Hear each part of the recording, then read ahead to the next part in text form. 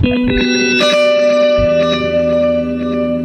ang Streamcast Communicators, ang naiba at kakaibang plataforma sa digital broadcast. Mula Luzon, Visayas, Mindanao hanggang sa iba't ibang dako ng mundo. Streamcast Communicators, ang sandigan ng sambayanan mula sa walang kapis at walang ulang na pagbabalita, paglilingkod, maglalahad ng mga mapagbuong komentaryo at usaping pamabayan para sa pakanan ng karamihan. Streamcast Communicators, tuwirang maglilingkod ngayon hanggang sa susunod na henerasyon.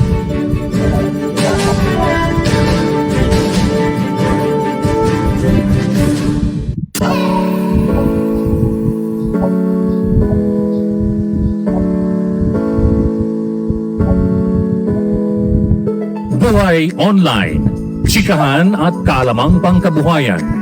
Ating tunghayan, pakinggan at tuklasin ang mga pangyayari at kaganapan sa mundo ng online. Buhay Online, chikahan at kalamang pangkabuhayan. Alamin ang pinaka-latest trends mula sa trabaho at kung hanggang saan na ang narating ng teknolohiyang ito. At ngayon, narito na ang ating host, ang ating Techie Mami, si Jaye Bautista.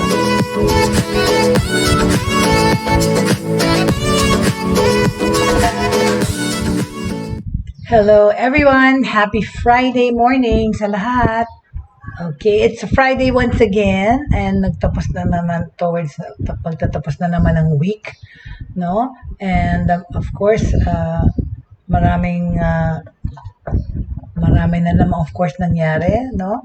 Developments tungkol sa pandemic na ito. Okay, so with regards to of course yung bagong variant ng virus na Lambda, at the same time it doesn't seem to be getting better, diba? Parang getting worse pa all over the world.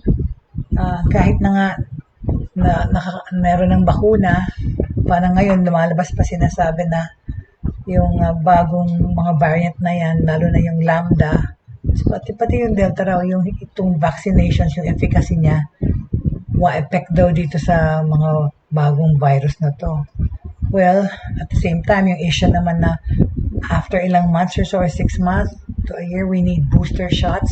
So, kailangan pa ng third dose or something to improve, no? To help improve itong ating situation na or yung ating pagiging safe dito sa virus. But all things considered, right? We still have to be thankful, all right? Imagine niyo nga na lang talaga kung itong pandemic na to nangyari tapos walang technology. Well, as I was discussing with someone yesterday, a student of mine brought to my attention, sabi niya, itong pandemic daw, 100 years ago or whatever, many years ago, when there was like the plague or the bubonic plague or yung mga iba-iba pang nangyaring pandemic before, parang similar naman daw yung behavior ng tao or yung mga safety protocols, right? I think I saw a picture of that or a name or something na na-post na noon yung plague, mga nakamaskara na rin yung tao, tsaka nagso-social distancing, tsaka ganun-ganun din yun ang nangyayari. Of course, nagsarado mga business. Ang ano lang natin ngayon talaga kasi is we have the advantage of technology to help us fend in this present pandemic. Imagine niyo na lang kung walang technology tapos pandemic, di ba? Parang mas marami yata yung mas lalong madidepress, magsusuicide, masisirang ulo kung wala kang magagawa sa bahay kasi hindi ka pwedeng pumunta sa trabaho, hindi ka pumunta sa eskwela, but you're left in the house with everybody. But then, kung walang technology, paano? Of course, there's still going to be television, siguro, pero kung walang internet, paano kaya, right? But anyway, so we talked about that, the importance of technology in our lives, specifically in this time of pandemic. Pero itong nakaraang linggo, we talked about that, kung paano naapektuhan ang pag-aaral, ang pagtatrabaho, tsaka yung buhay. Hindi pa nga natin natapos yun dahil sa dami ng aspects. But kasi we also started to yesterday to talk about current events and news regarding technology, specifically applying to the Philippines, which I'd like to start now to talk about ano bang latest technology breakthrough dito. Una-una, no, from Manila Bulletin, ang balita sa technology, for its 134th anniversary, ang National Library pivots with the Digital Library Initiative. Okay? Maglalagay na ng Digital Library ang National Library natin. Alright? The National Library of the Philippines recently celebrated its 134th anniversary last August 13 with the announcement of upcoming innovations in its sa kanyang mga programa at saka services to coincide with this new normal that we are living in, brought about by the COVID-19 pandemic. So, mag-adjust din ang ating National Library because nga yung physical pagre-research ay bawal, no? Hindi naman. So, with the theme National Library of the Philippines 134th founding anniversary, continuing its vision and mission amidst pandemic. Yan ang title ng theme ng kanilang launch, no? The National Library strives to make its services available and more accessible to the people while improving its on-site facilities as the pandemic changes the way learning materials are consumed. Okay? So, I'm sure they've already done this, no? Pero now they're announcing they're going digital. Among the key plans of the NLP is to continue the enhancement ng kanilang building, at the same time procure necessary equipment which would be vital sa pagde-develop ng online facilities nila. Among others, as part of its vision to focus on enhancing services and facilities contributing to the social and cultural development of Filipino society. Okay? National Library of the Philippines Director Cesar Gilbert Quizo Adriano sat down and bared the importance of celebrating the National Library's anniversary. Okay? And the plans for the institution moving forward to the new normal during a question and answer portion with attendees. This bit of news is being brought to you by my source online, Manila Bulletin. Ito ay today's news yan. Very current to. Okay? So, nagkaroon ng virtual, of course, Q&A or press conference. Okay? As it celebrates its 134th anniversary, the NLP wants to maintain its ISO certification while elevating its human resource management system through the program to institutionalize meritocracy and excellence in human resource management. Okay? It also has made innovations in its facilities. So, diba inaayos pa nga ito. It's actually in the works, okay?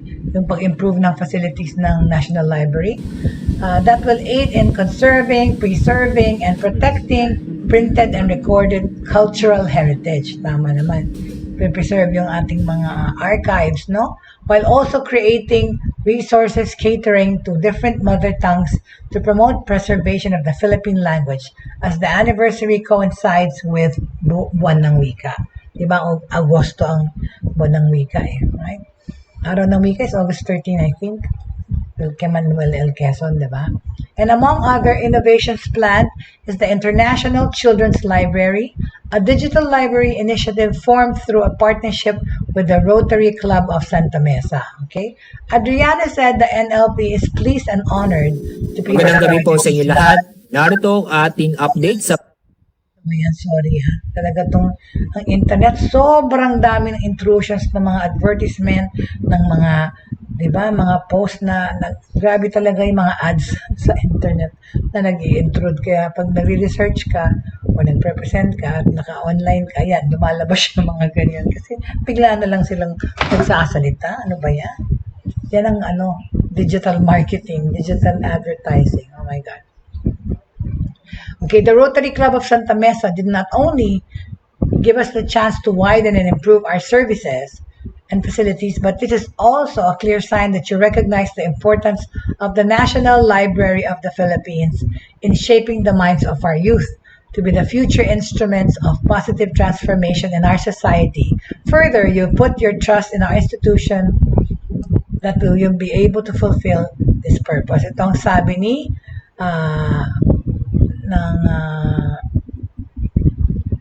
ano ba na to? Sino na ba yan? Itong si Gilbert Kizo Adriano, okay? The director of the National Library of the Philippines. Si Sir Cesar Adriano, okay?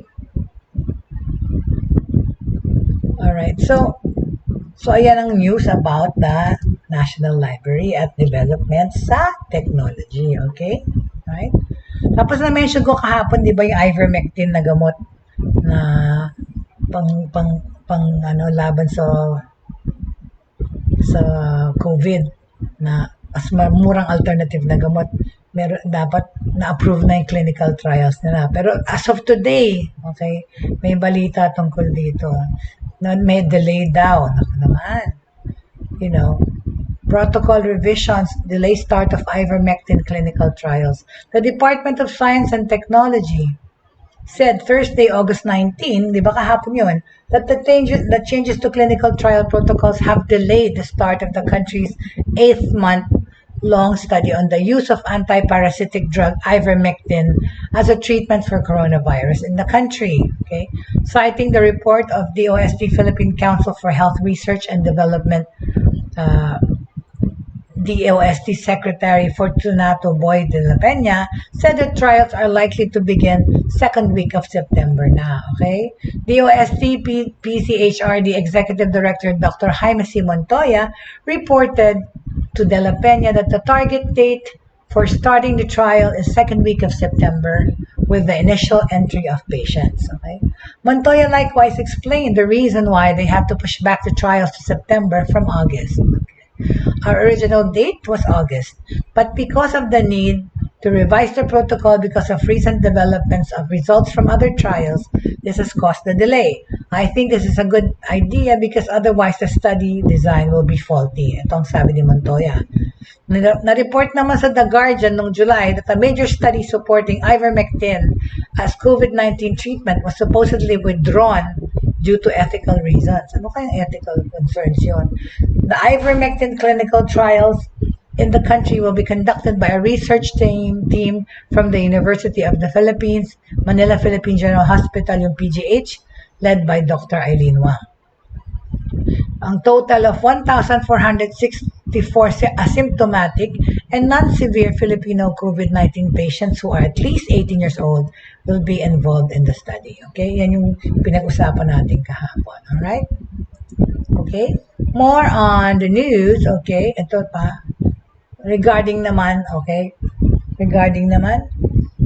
tech news regarding studying, online studying, distance learning, and face-to-face. Okay?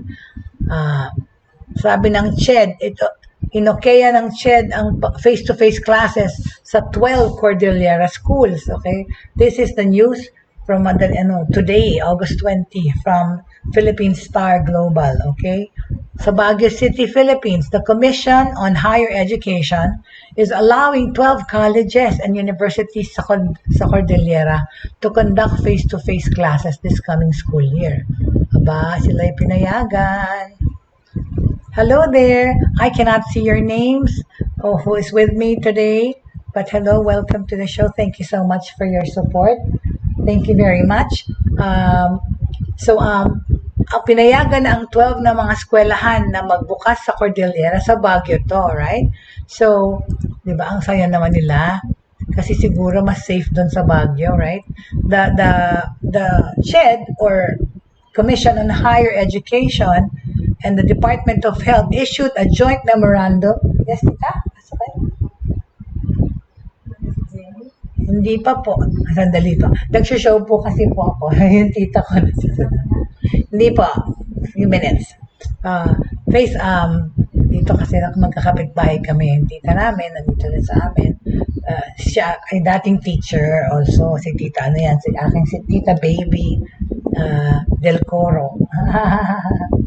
Palika dito, tita! pinapag-usapan namin face-to-face classes. Ayan. Guess ko si tita ngayon. Ayan. Ay, nakala? Hindi yan nakala. Andali lang. Tingnan mo siya sa taas. Hindi nakala. Anyway, sorry. I'm so sorry. I had to open the door. But anyway. So, ayan. Talking about the Cordillera. Okay? Na ang Cordillera 12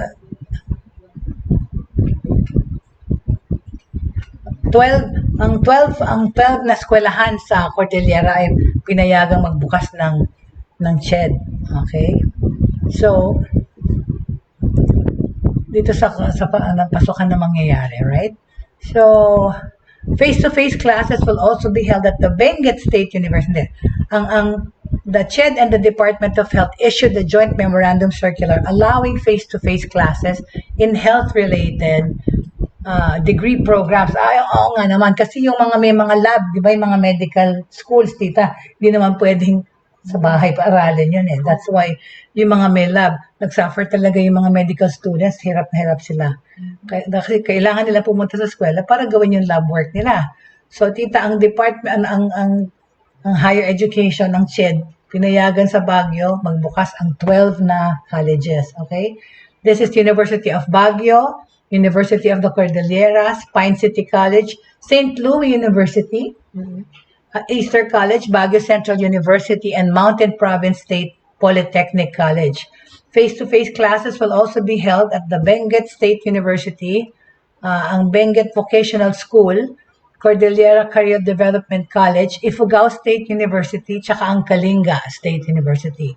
The CHED and the Department of Health Cordillera offices and concerned local governments gave assurance on the strict monitoring and implementation of health and safety protocols to prevent the spread of COVID-19.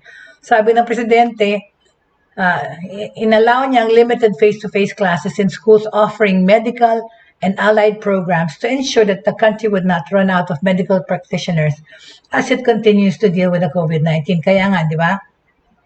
Last month nga, nung June, nalungkot tayo na hindi niya in-approve yung pagbukas ng mga eskwela sa mga low-risk areas.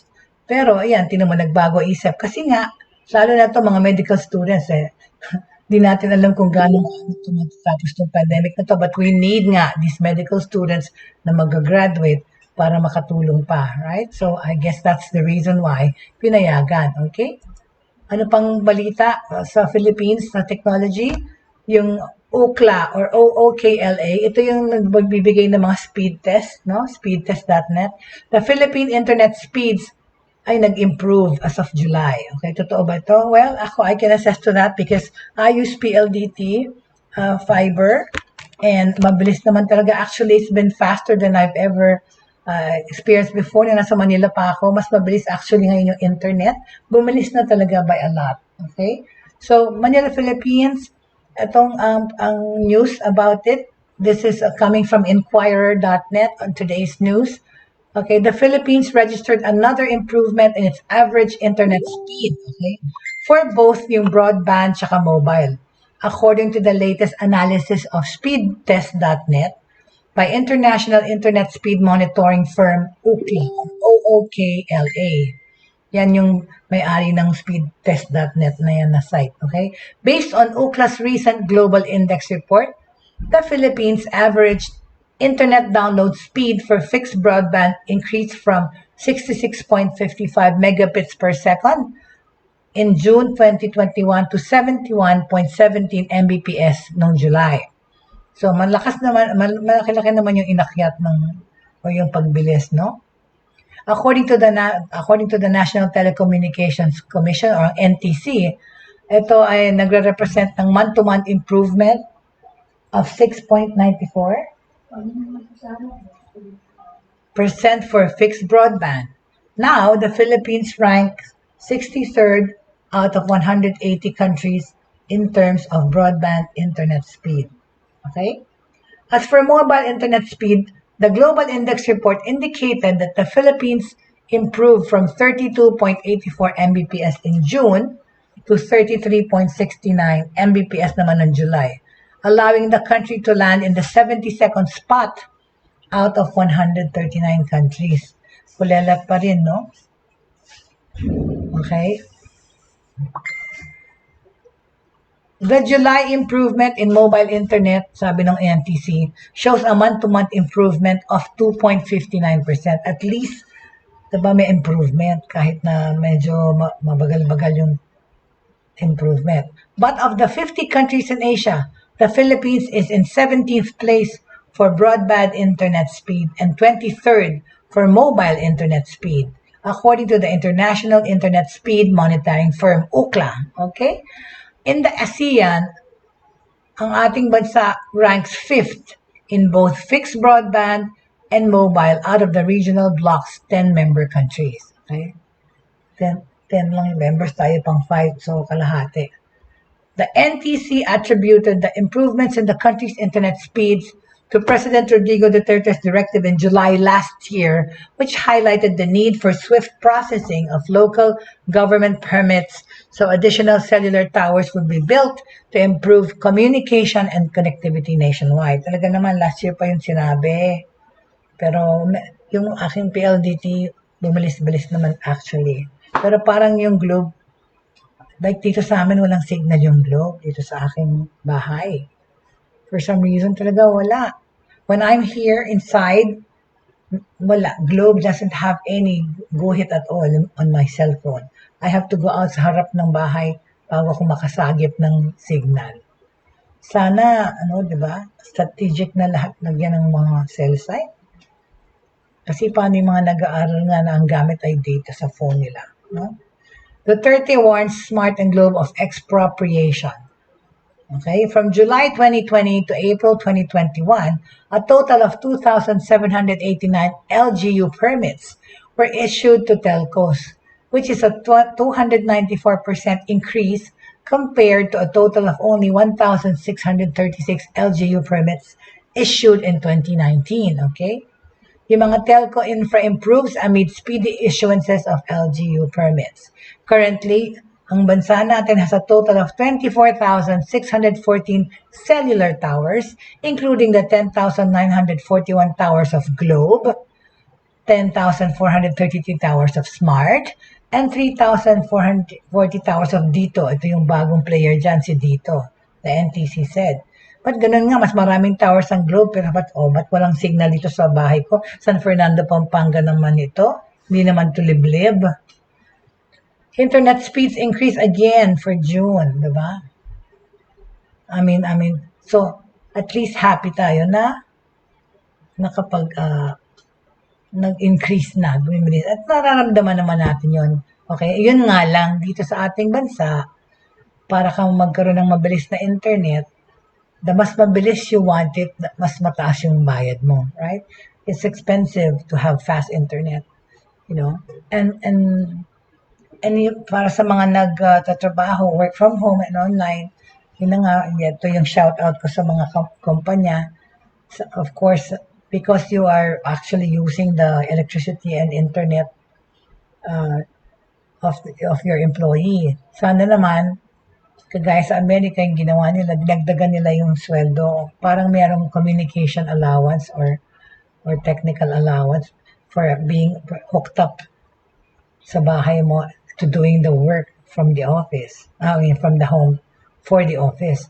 So sana naman, dinagdagan yung sweldo ng mga empleyado nyo at hindi lang thank you for may trabaho sila because magbabayad sila ng extra sa elektrisidad tsaka yung internet, no?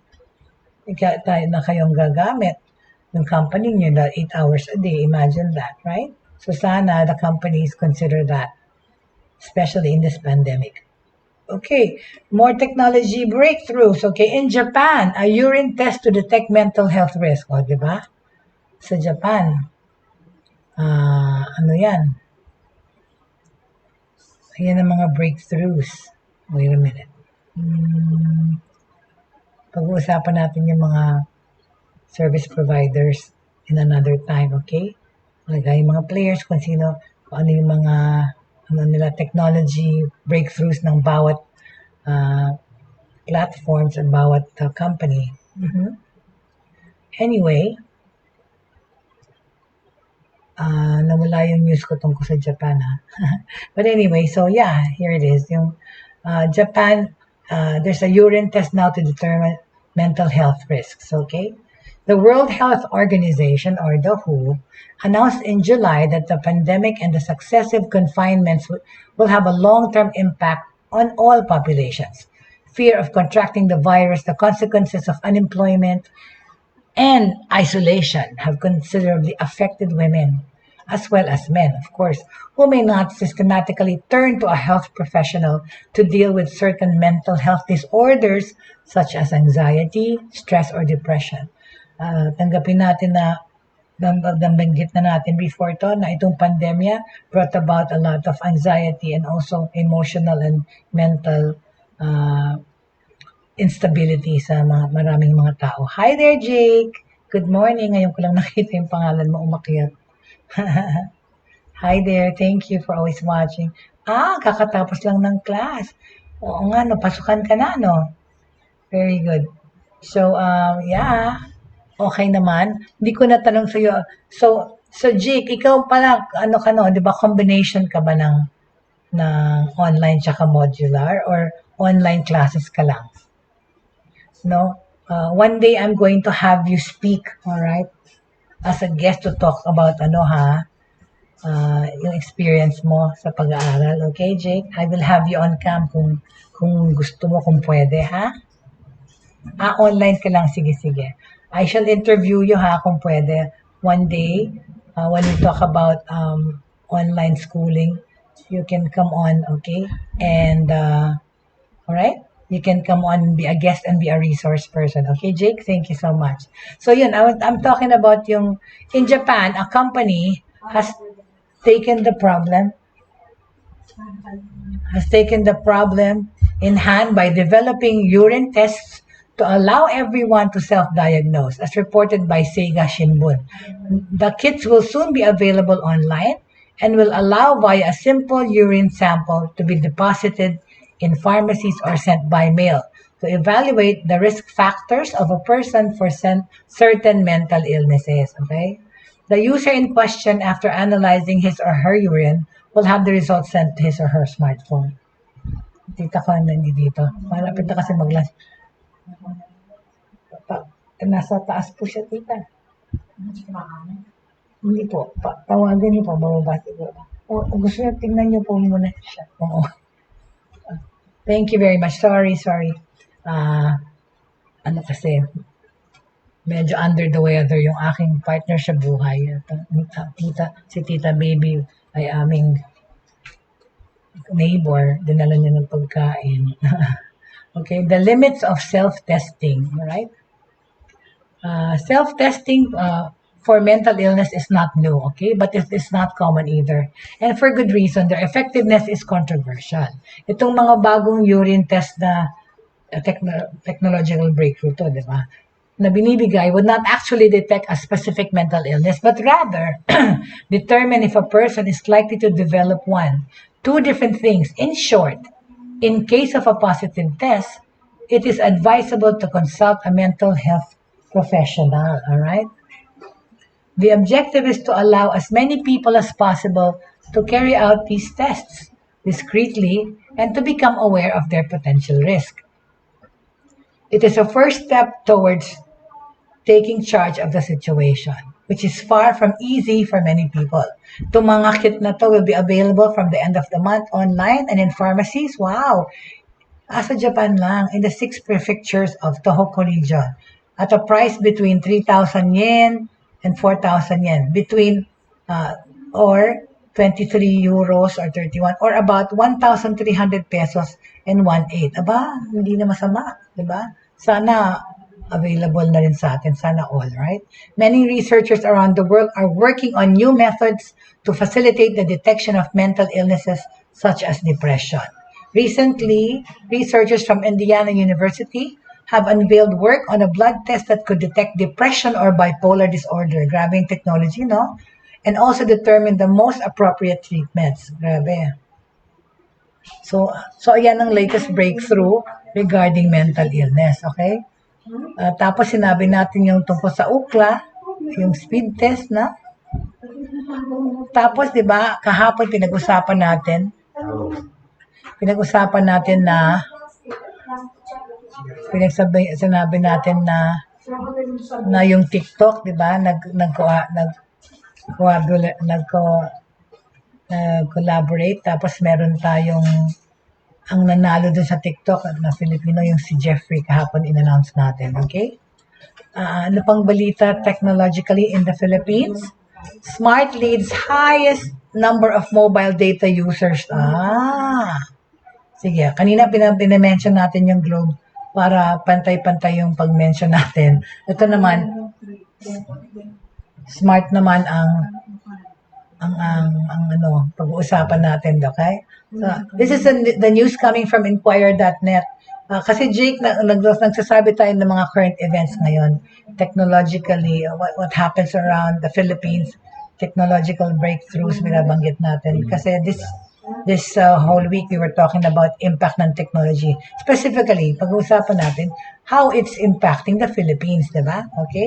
So, ulit, itong balita na to ay fresh from the press, the online press, Inquirer.net. Ang Smart leads with the highest number of mobile data users in the Philippines amid fastest mobile network awards. Okay? Sabi ng mobile services provider Smart Communications, it continues to lead with the most number of mobile data users in the Philippines amid a string of fastest mobile network awards. Okay? Kanina, pinagsanabi ko, ang mas maraming cell site ang Globe. Totoo yun. Pero yun na nga, maraming cell site ang Globe, pero dito kami sa San Fernando, dito sa aming apartment, wala talaga kaming signal ng Globe. Sorry, Globe, pero totoo yun. I mean, really. But I can get, actually, I have two phones kasi, isa ko Smart. Yung Smart, nakakatanggap, nakukuha ko yung mga ng Smart dito sa apartment. So, ano ibig sabihin nun? Yung hindi ang ibig sabihin nun, hindi talaga siya bad cell site because yung Smart nakakaabot mas mahina yung signal ng Globe dito. So, for whatever reason, right? So, Smart's mobile data users increased to 39.5 million by the end nung June 2021, up by 6.1 million or 18% compared to the same period last year. In comparison, Globe ended June with 38.6 million mobile data users against Smart's 39.5 million. Malapit naman ang labanan, right? Moreover, Smart's mobile data revenues grew by 12% to 35 billion in the first half of 2021 compared to the same period last year, ahead of competition's 7% growth over the same period. Okay? Since the start of the pandemic, related lockdowns in the first quarter of 2020, total mobile data traffic on Smart's network has also reached a total of 4,460 petabytes, ahead of competition for the same period. So, ikaw, Jake? Anong gamit mo? Smart or Globe? Anyway, so, yes, please. For those who want to suggest topics po to talk about, or even to suggest po mga resource people to be on the show, please feel free to message me po here at the Broad Streamcast Communicators Facebook page, or through my personal messenger or my Facebook DM me, all right? So that we can tackle and handle these topics that gusto niyong pag-usapan or talakayin, or may mga resource na people kayong gusto nitong pag-guest sa show ko para po magbigay ng karagdagang kaalaman. Alright? Ayan, nakita kong umakyat yung aking asawa na not feeling so well. Pasensya na kayo at naka-pambahay. Alright? So anyway, so that's the news regarding Smart leading the mobile network choice of data users. Okay? Another bit of news, okay? Furthering our safety and privacy commitments for teens on TikTok. Okay? Safety and privacy commitments para sa mga teenagers sa TikTok. Okay? People from all walks of life, di ba, come to TikTok to be entertained. Totoo naman. People from all walks of life, people from all ages, okay? They go to TikTok, nanonood ng TikTok para maaliw. At gumagawa rin ng TikTok para aliwin ang sarili. Okay? They spark joy in their everyday and share their creativity with others, be it through viewing the latest book recommendations on Book Talk or showing off their new digs on renovation. Everyone can find their community on TikTok. And our goal, ang goal niyan is to foster a safe and welcoming platform for these vibrant, diverse communities. Yan ang goal ng TikTok, okay? TikTok offers a range of safety and privacy controls to empower people to make decisions about who they share their content with. Yan si Jake nagti-TikTok, oh. Nakikita ko yung mga ibang mong TikTok. Tsaka yung story of the day, alright? I see it. Okay. Hindi pa naman ako, I don't think I've ever nanonood ako ng TikTok ng mga friends ko. Pero hindi ko naman, walang time maggawa ng ganyan, right? But it's really amusing because some of it's really pretty entertaining. Tsaka it brings out the creativity in people. I have to hand it to TikTok, but it's brought about, yun na nga, para dun sa mga tao, nakakaalis ng depression, nakaka-encourage ng kanilang creativity yung TikTok, right? Tsaka yun, nakaka-distress. So, maganda naman yung impact na nagawa ng TikTok. Alright?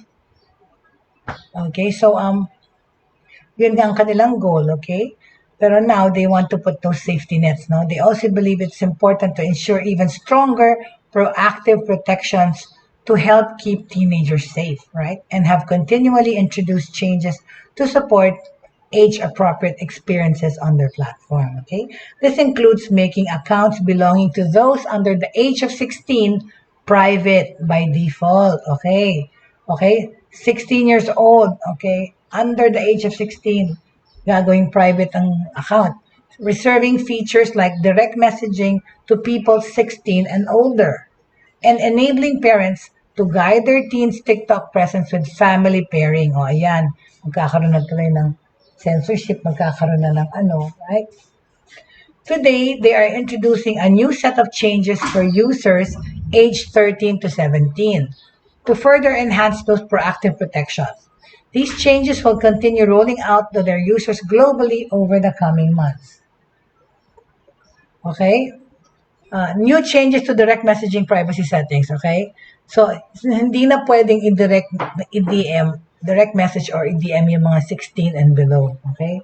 Kasi nga di ba, iwas tayo din just sa mga pedophiles na nasa internet talaga, all those weirdos, those marami talagang ganun, okay? TikTok wants to help the teens make active decisions about their privacy settings. So, when someone aged 16 to 70 joins TikTok, their direct messaging setting will now be set to no one by default. O, kita mo yan. I think that's a great idea. Okay? To message others, kailangan nila to actively switch to a different sharing option. Existing accounts who have never used direct messaging before ay makakatanggap ng prompt asking them to review and confirm their privacy settings the next time they use this feature. So at least meron ng ganong protection at meron ng ganong censorship para nga naman yung mga bata wag mag-fall prey dyan sa mga deviants, sexual deviants, mga pedophile dyan, mga weirdos na nasa online, okay?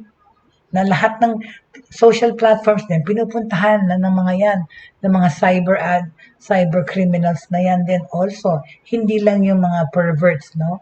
Yung pang mga cyber criminals, yung mga nagnanakaw ng identity, yung mga nagnanakaw ng pera, naghihingi ng pera. I mean, which reminds me, no, because of course, in the pandemic, we have learned how to be more mindful of and to be more sensitive to the needs of others. Ano ko lang dyan, of course, marami pong nagbe-message nowadays or even before na humihingi ng tulong, okay, monetary-wise, okay, paki-Gcash na lang po, ganito na lang to. Okay lang sa akin yung mga nagtitinda, right? Kasi to support, I actually always do, and I try kahit na malayo yung nagtitinda kasi hindi naman pwede ipadala yung pinibili. Mahal ang delivery. So, ang ginagawa ko, sabi ko, magde-deposit na lang ako ng certain amount, parang tulong na kunyari bumili ko dun sa kanila. Pero okay na lang yun sana, di ba? Wag lang, I don't know, kasi sometimes, umulit-ulit, parang inisip ko tuloy, diba? Yun, ginagawa pa rin yung internet or yung technology using for their own gains lang, diba? Dahil lahat po tayo ay trying to survive in this pandemic. At syempre po, as a Christian, I know in my heart na of course we have to share our blessings po. Pero sana yung mga iba naman na yun ang ginagawang negosyo, yung pag PM, hingi ng tulong. At tapos yung mga iba, meron pang mga situation na may sakit yung nanay o may sakit, pero yung iba, hihingi ng pang-load, ng but yun nun lang talaga. I mean, really, of course, it's good to help others, pero sana yung mga tao, wag namang maging opportunista, right? Pati nga yung mga nagnanakaw ng identities, like a friend of mine, ang asawa ni Mr. Pagdilaw, dating head ng PNP, I think, siya ay nahack yung identity niya, tapos, lahat ng mga contacts niya sa Facebook, Messenger ay private message at humingi ng tulong na she was in a bind, she needed money, and the amounts were paiba-iba from 5,000 to 20,000, 30,000 dahil mga relatives niya pa yung tinarget, nakapagbigay ng money, hindi naman siya hinak yung kanyang Facebook account. So, uso ngayon yan. So, we have to be aware of that. Kasi nabanggit ko lang dahil tong TikTok nga is trying to put safety nets sa kanilang, not to protect the teenagers, which is a good thing, okay? So, these updates build on their current messaging protections, such as not allowing images or videos to be sent in messages and disabling messaging for accounts under age 16. Alam niyo naman, dyan nagpapalitan ng mga Diyos ko, mga nagsa-cybersex, yung mga nagpapakita ng mga private parts nila, biglang papadala. So, mabuti yan, nilagyan nila ng ganung provision na bawal, hindi pwede magpadala ng video or ng pictures doon sa mga batang 16 and below. Of course, 16, 17 and above, ako bahala na kayo. So, dapat alam niyo na sa isip niyo ano yung hindi niyo dapat gawin online, right? May repercussions talaga yan. Just always remember, again, I have to remind you that what you send out online will have a permanent imprint. Imprint yan. Naka-ano na yan. Naka-save na yung picture na pinadala niya. Nakala mo, ikaw lang ang nakakita, siya lang ang nakakita, yung kausap mo. But it leaves a permanent footprint, okay, dyan sa internet. At saka of course, sa big data at sa cloud. Okay? So, decide who can watch your videos. Ito pa ang isang provision na gagawin ng TikTok. Okay? The process of making a TikTok is fun and creative. Okay? Choosing music, picking effects, and getting the transitions right. But it is just as important to choose who that video will be shared with. See? Pwede mo naman piliin. To help teens understand the sharing options available to them, TikTok is now adding a pop-up that appears when teenagers under the age of 16 are ready to publish their first video, asking them to choose who can watch the video. Okay? They won't be able to publish their video until they make a selection. Right? Buti naman. Okay? Who can watch this video? All right? Ikaw magsasabi. Tapos allow comments, okay? Yan, who can watch video, followers, friends that you follow back, or only me? Yan, magkakaroon option. Who can watch this video? Followers, friends, or only me, okay? With each video going forward, creators can decide who can watch before they post. Accounts aged 13 to 15 are set to private by default, like I said kanina. below 16 yan eh. So obviously, you know, private by default na kaagad ang category niya. And private accounts can choose to share their content with followers or friends as the everyone setting is turned off. So bawal sa public, okay? Duet and Stitch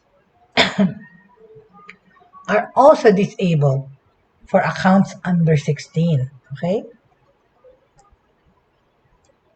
Tapos ang sasabihin pa, allow video downloads. Other people will be able to download your videos and share downloads to other platforms. Tatanong sa'yo kung i-allow mo o hindi. Siyempre, wag, okay? Choose who can download your public videos.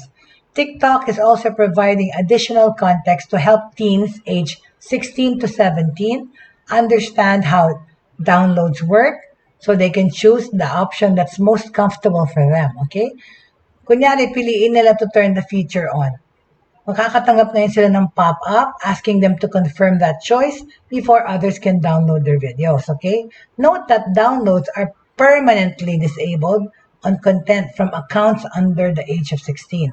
So starting, ngayon na ba nag-start to? Na hindi na pwede mag-download yung mga 16 and under. Ano pa? There's another mindful approach to push, yung mga push notifications, okay?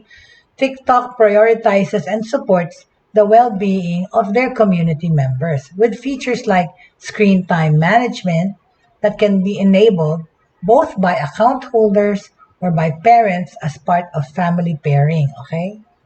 Ano yun? They want to help yung mga mas batang users, in particular, para mag-develop ng kanilang positive digital habits early on, and para regularly silang mag-consult with the leading pediatric experts and youth well-being advocates to develop their youth portal bullying.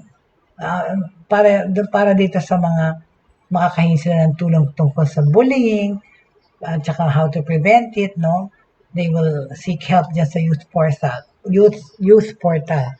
Tapos, other features that support your well-being, nandiyan na lahat para suporta sa mga kabataan na naliligaw ng landas or nako-confuse. Because para bang nowadays talaga, no? Ito, starting from the millennials, I think, a lot of the kids, I can't imagine, I can't believe how they can be so depressed all the time, or madaling nadidepress, or lahat na lang may pinag-usapan, mental illness, mental stability, and depression, diba yung suicide rate sa ibang bansa ang tataas, tsaka ang babata nagsa-psychiatrist, paano nangyari yun? I think ito ba ay kaakibat ng internet society na ating, because of, I think in a way, oo kasi sa dami ng information, sa dami ng materials that are available for anybody to see online, naku-confuse na, naiirita na, nakukurta na yung utak ng mga tao sa kung anong klaseng information, anong ang kanilang i-absorb. Saka masyadong maraming thought processes, masyadong maraming ideas na nakukuha online na sometimes detrimental, right? That's why, again, parang kabiat emptor, buyer beware. Pick naman the things that you talk about and think about and verify your facts, right? And yun na nga sa kadamihan ng masyadong impormasyon na nakukuha, we have the tendency to overthink. And especially now in this pandemic when we are all locked into our houses, especially the students who have been studying online for more than a year now. The stresses are theirs. They have their own concerns. So, tamang-tama lang na dapat lagyan ng mga safety nets itong mga software o mga app na to na kinakagiliwan ng mga kabataan, right? So now they will be drawing upon this research to make changes that reduce the time period during which their younger teens can receive mga push notifications. Accounts ng mga edad na 13 to 15 will not receive push notifications anymore from 9 p.m. ng gabi, and accounts age 16 to 17 will have push notifications disabled starting at 10 p.m. So, an hour later, yung mas matanda. Okay? These changes continue to build on their ongoing commitments as there's no finish line when it comes to protecting the safety, privacy, and well-being of the community. Talaga naman. They are working with teenagers, community organizations, parents, and creators to further innovate, and they're excited to share more over the coming months. So this is TikTok collaborating with parents, okay, and the community organizations, okay. To learn more about this, okay, we will find out in the coming days pa kung ano pang magagandang balita ang mangyayari with regard to TikTok. Tapos, di ba, nagkaroon nga ng contest yung TikTok, sinabi natin, sino ba yung final na nanalo? Because it was supposed to be decided yata last month. Because TikTok, okay, recently launched a regular series of live streams in the Philippines that features an assortment of celebrities who battle it out in a round of player knockout. Okay? PK. PK is a friendly battle between two streamers where viewers decide who comes out on top through gifting. At the end of the battle, the creator who earns the most diamonds is declared the winner. Okay? TikTok Superstar PK Live premiered on July 28th with 16 live sessions that featured 16 celebrities from the Star Image Artist Management family as participants. After 4 nights and 8 intensifying, entertaining PK battles, 8 creators emerged as victors, earning the right to compete in the second round of PK live streams. Okay? Ano to? Who will be the final superstar? Tignan. Pakita ko nga sa inyo. Di ba kahapon pinakita ko yung TikTok challenge naman yun sa Pinoy Science. That is for technology. Talagang technology. Ito naman, technology pa rin naman to kasi hindi ka makakapag-TikTok kung walang technology. Right? Anyway, so let me just grab and show you what I'm talking about. Okay? In the few minutes that we have. Alright? Okay, ito. Celebrity TikTok. Ayan. Okay, let me just put it here.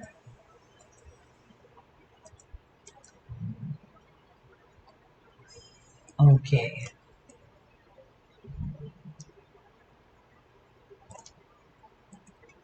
Sandali lang po. Ay, sandali.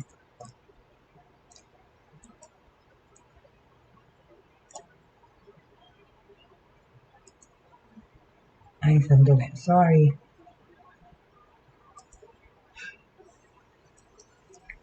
Here on.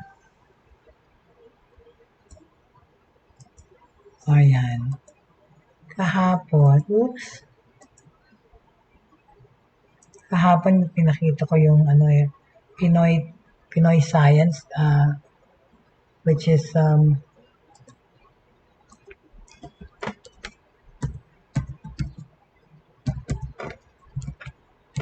doon naman yan sa science, yung mga inventors, mga science communicators. Ito naman, singing naman to, music, okay? Entertainment. Okay, let's see it. Pasensya na, sorry lang. Okay. There you go. Alright. Ayan, okay. Yan, oh. Yan. Yung pa-contest ng TikTok yan. Right? Okay? Who will be the final superstar? August 6 to 7 to nangyari. Get ready to be entertained as the members of the Star Image family go live and battle it out for Superstar PK supremacy. The winners of the first round PK battles were vloggers, okay, and social media personality Buknoy Glamour. Vlogger to, okay? Dadang Kapitan BJ, owner and founder of Star Image Artist Management, dancer, tapos si Duke Crazen Cruz, TikTok comedy content creator, Magdalena Fox, vlogger, Feng de la Cruz, Naomi Ganda, another TikTok comedy content creator, and actor and vlogger Mitch Raimundo. Okay?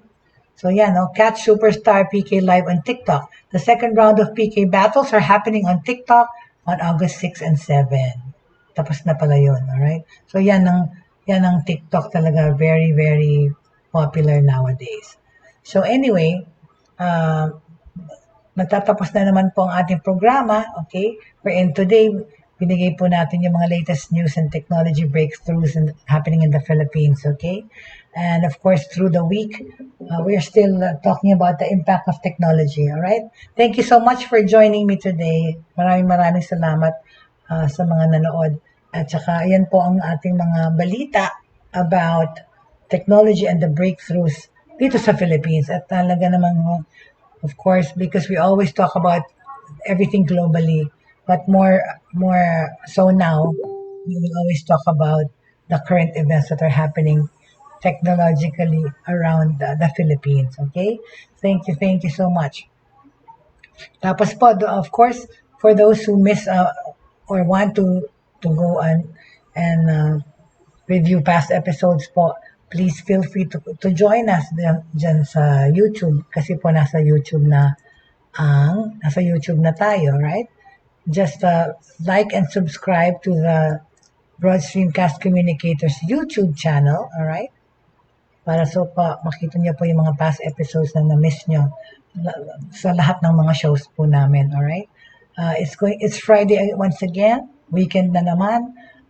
Yun nga, yung magandang balita naman sa Metro Manila, NCR, MECQ na sila. So, na-lift na medyo ng one notch yung na-ease ng mga restrictions. Pero, they cannot still eat inside. Indoor dining is not allowed.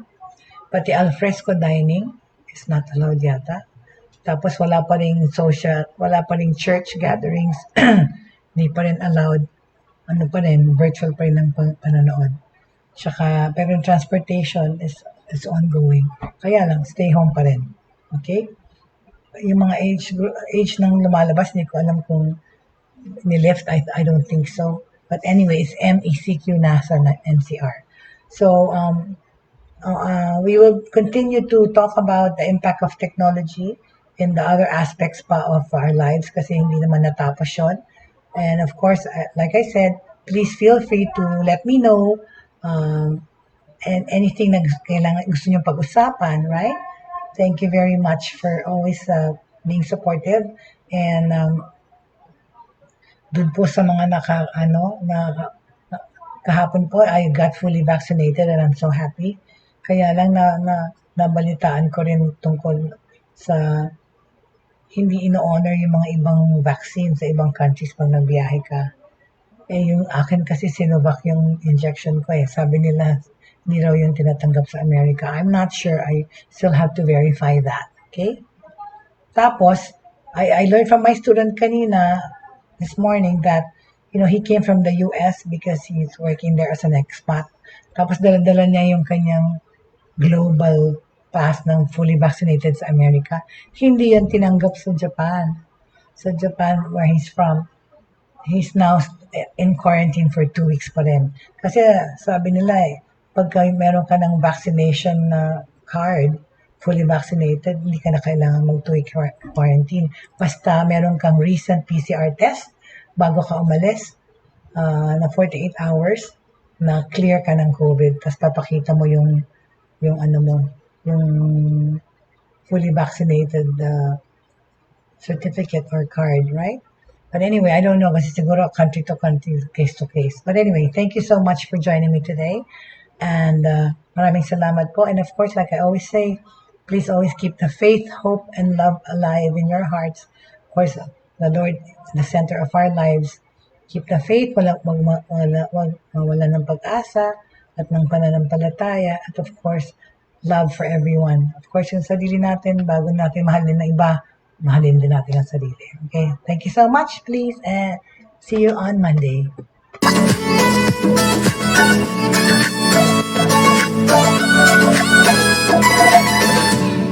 Inyong natunghayan at napakinggan ang mga makabagong pamamaraan sa mundo ng online sa pamamagitan pa rin ng Broad Streamcast Communicators. Hanggang sa muli, maraming salamat po.